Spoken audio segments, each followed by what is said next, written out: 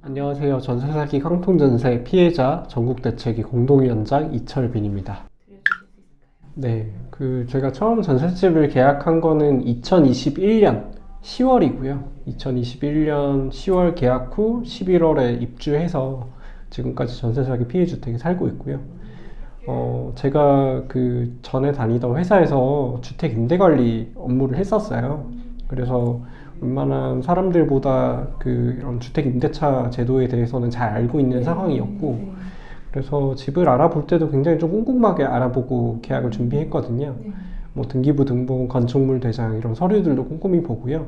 공인중개사를 통해서 시세를 파악하거나 임대인에 대한 정보 이런 것들도 꼼꼼하게 확인을 했는데, 그럼에도 뭐 전세 사기를 피하지는 못했던 거죠.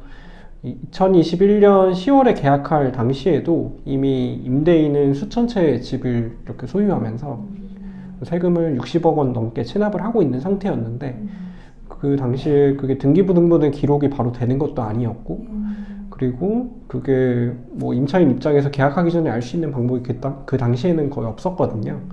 네, 그래서 저도 계약하고 나서 2달 정도 지나니까 등기부 등본에 압류가 설정이 되었고, 그래서 화들짝 놀라서 이제 임대인에게 물어보니까 지금 뭐 종부세가 너무 많이 나와서 세금 체납이 되었는데 조만간 변제할 거다라고 이렇게 좀 성의 없이 대답만 하고, 그 이후부터는 어떤 책임 있는 연락이나 그리고 채무 변제를 위해서 노력하거나 이런 것들은 전혀 없었어요. 그래서 전세 사기를 인지한 다음에는 공인중개사라든지 지자체, 그리고 전세대출 심사하는 은행, 보증기관, 뭐 세무서 이런 것들을 다 알아봤는데, 뭐 어디에서도 이렇게 책임지고 도와주고 뭐 정확하게 설명해 주는 곳이 한 군데도 없더라고요. 네, 그래서 전세 사기 문제를 당하고 나서는 정말 나 몰라라 하는 이런 기관들의 태도에 굉장히 좀 많이 분노하기도 했고, 되게 무책임하다 이런 생각들도 했고요. 그래서 현재까지 지금 전세 사기 문제 해결을 하기 위해서 지금도 경매 과정 중에 있고, 이렇게 노력을 해오고 있습니다. 네, 1인 가구 정말 많고요. 신혼부부 같은 2인 가구도 꽤 많고요. 네, 좀 주로 연령층을 보면 75% 정도가 이제 40세 미만의 청년층이거든요. 그럴 수밖에 없는 게, 이제 사회생활을 한 몇 년 정도 해보고 자기 자본을 조금 모으고, 그리고 정부에서 제공해주는 정책 대출을 통해서 보증금을 마련해서 계약하는 분들이 되게 많은 거거든요. 그래서 1인 가구로 이제 막 자리를 잡기 시작한 사회초년생, 혹은 이제 신혼부부인데 청약을 기다리면서 한 2, 3년 정도 잠깐 살 이제 생각으로 들어왔던 그런 분들이 전세 사기를 또 많이 당하시죠. 전세 사기가 굉장히 많이 발생하는 지역들이 있죠. 주로 이제 대도시권에서 많이 발생하고, 뭐 서울, 그리고 서울, 인천, 대전, 부산 뭐 이런 광역시에서 당연히 많이 발생하고요. 그리고 신축 빌라, 신축 오피스텔에서 특히 많이 발생하죠.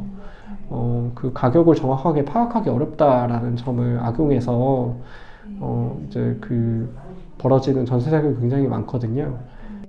주거, 금융, 경공매 등에 대해서 일부 지원은 받을 수 있게 된 걸로 알고 있어요. 근데 현행 전세 사기 특별법의 한계라고 생각하시는 부분은? 네, 일단은 전세 사기 특별법이 굉장히 좀 급하게 만들어진 법안이에요. 2023년 2월부터 한 4월, 5월 이 정도까지 피해자분들이 한 5명 정도가 이렇게 돌아가시는 일들이 계속 생겼고, 그러다 보니까 빠르게 특별법을 만들어서 일단 피해자분들이 경매가 진행이 되어서 긴급하게 내쫓기는 일을 막아야 된다라는 공감대는 있었지만, 이 전세 사기를 어떻게 정의할 거냐, 그리고 피해자를 어느 정도까지 구제할 거냐, 이런 부분에 대해서는 정치권에서 굉장히 좀 뜨거운 논쟁이 있었어요. 그래서 합의할 수 있는 부분부터 합의를 하고 일단 법을 만들자, 그리고 부족한 부분은 보완 입법을 하자 라는 이런 좀 조건부 입법이 된 셈이거든요.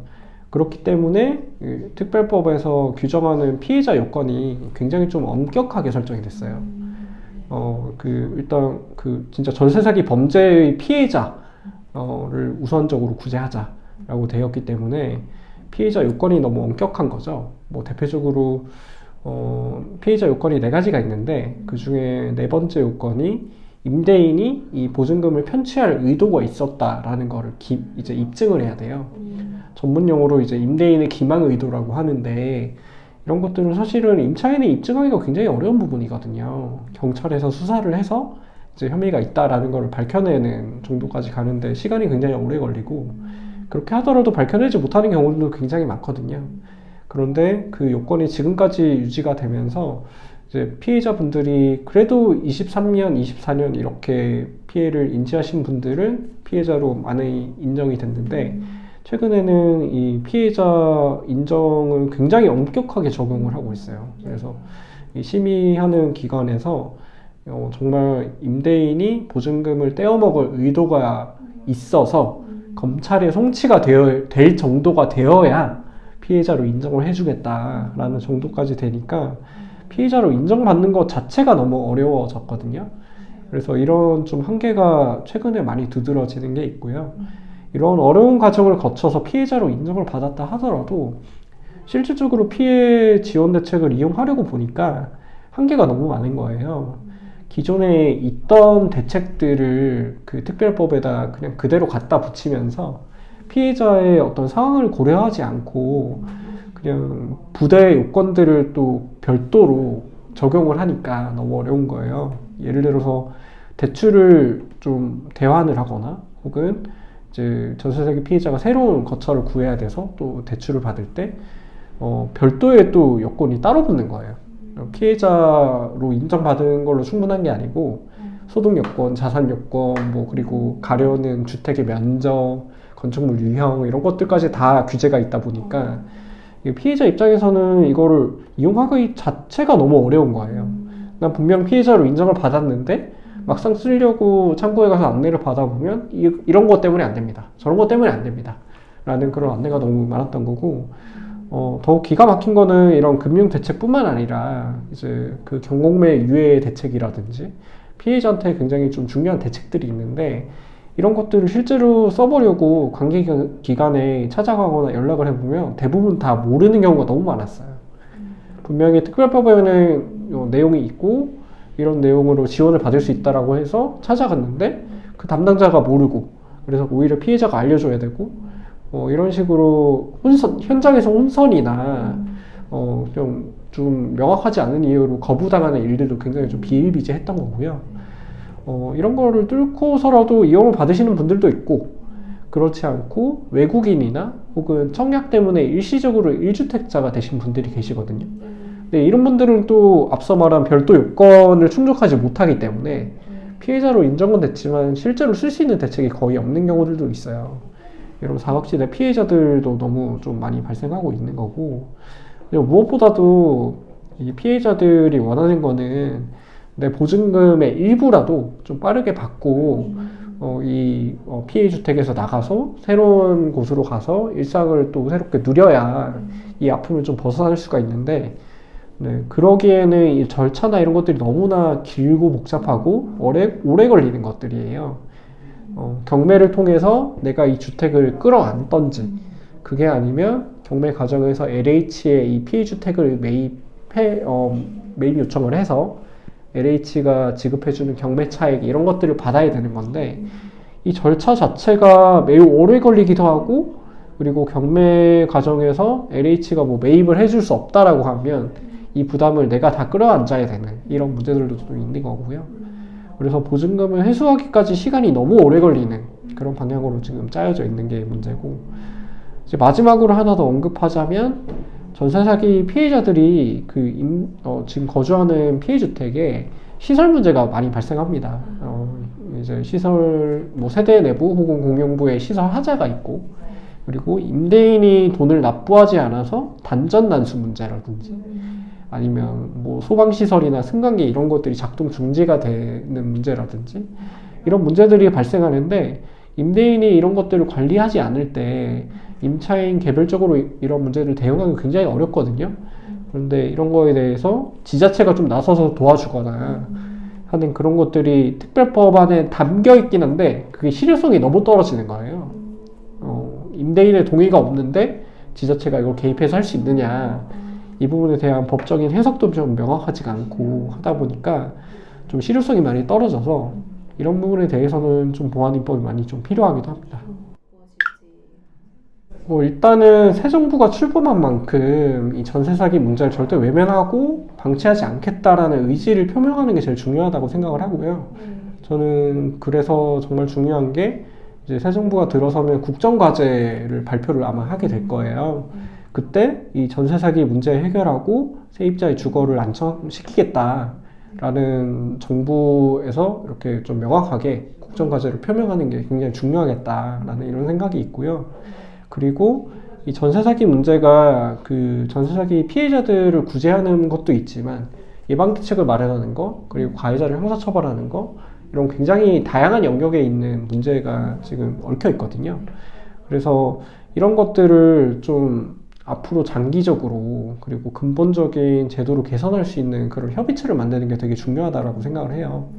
그래서 대통령 직속으로 피해자와 시민사회, 그리고 학계 전문가, 관계부처, 이런 사람들이 다 같이 참여하는 대통령 직속의 같이 주택 임대차 제도 개선위원회, 이런 특별위원회를 만들어서 임기를 보장해주고, 그리고 이 위원회에서 여러 산적한 과제들을 좀 해결할 수 있는 실질적인 좀 협의체를 만드는 게 굉장히 중요하다라는 좀 생각이 있습니다.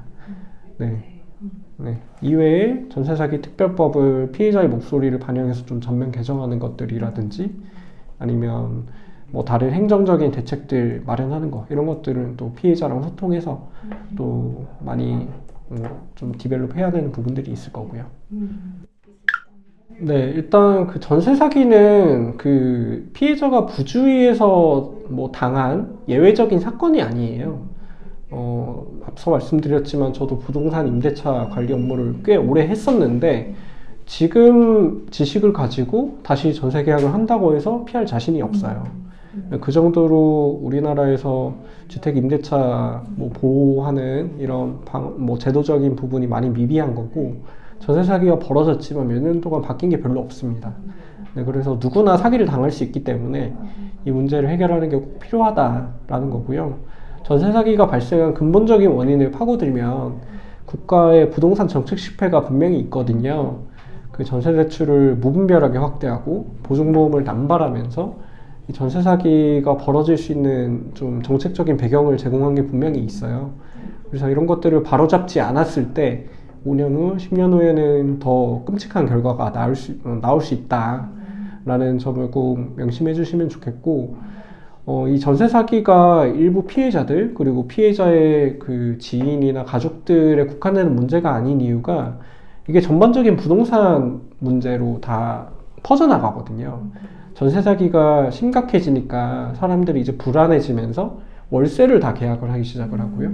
월세를 계약을 많이 하니까 자연스럽게 월세 가격이 폭등하고요. 그러면서 이제 세입자들의 주거비 부담이 심해지니까, 내가 이렇게 월 주거비를 내면서 불안하게 사느니 대출받아서 집을 사야지 라고 하면서 또 집을 또 자가로 소유해야겠다라는 이런 문제로 가게 됐을 때 또 가계부채 문제가 또 심각해지는 거고요. 그리고 세입자로 살아도 그냥 행복하게 살 수 있었던 사람들이 다들 자가 소유를 하겠다라고 이렇게 몰리게 됐을 때 정말 자가를 하겠다라고 이렇게 마음먹은 분들까지도 경쟁이 너무 치열해지는 거죠. 네, 그러면서 집값이 자연스럽게 올라갈 수밖에 없는 이런 문제가 또 발생할 수 있는 거거든요. 네, 그래서 이 문제가 단순하게 전세 사기 당한 사람들, 그리고 세입자만의 문제가 아니라 부동산 전반에 엮인 정말 중요한 문제다라는 거를 꼭 말씀드리고 싶고요. 이런 문제에 대해서 우리가 할 수 있는 일이 정말로 명확한 게 있는 건 저희가 이제 선거를 앞둔 유권자이지 않습니까? 그래서 이런 좀 부동산 관련된 공약을 저희가 꼼꼼히 살펴보고 모두의 주거권을 보장할 수 있는, 주거 안정을 보장해 줄 수 있는 그런 후보가 누구인지 그런 것들을 꼼꼼히 알아보고 한 표를 소중하게 행사하는 거, 그리고 사람들에게 같이 하자라고 이렇게 적극적으로 행동을 요청하는 거, 이런 것들이 우리가 할 수 있는 일이라고 생각합니다.